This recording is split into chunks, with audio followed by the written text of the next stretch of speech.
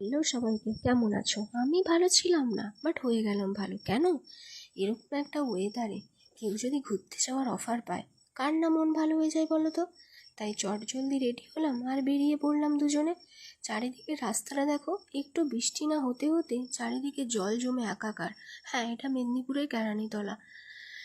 সত্যি কথা বলতে, সারাদিনের কর্মব্যস্ততার পর দিনের শেষে আমার মনে হয় একটু হলেও সময় বের করা উচিত। যে সময়টা হবে শুধুমাত্র একান্তই নিজেদের, যেখানে থাকবে না কোনো কাজের চাপ, যেখানে থাকবে না কোনো সাংসারিক জটিলতা। দেখো তো, তোমরা এই দোকানটাকে চিনতে পারছো কি না? যদি চিনতে পারো অবশ্যই কমেন্টে জানিও কোথায় দোকানটা। আজকে আমরা এখানে ট্রাই করেছিলাম মোমো। সত্যি বলতে জাস্ট অসাধারণ ছিল। এরকম একটা ওয়েদারে এরকম গরম গরম মোমো, আর তার সাথে গরম গরম চা।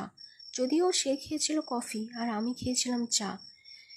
সারাদিনের ক্লান্তি এই এক চুমুক চায়েই এক নিমেষে শেষ হয়ে যায়। ঠান্ডা লেগে গলাটা একদম শেষ হয়ে গেছে, কষ্ট করে একটু শুনে নিও। বাই। হচ্ছে খুব তাড়াতাড়ি।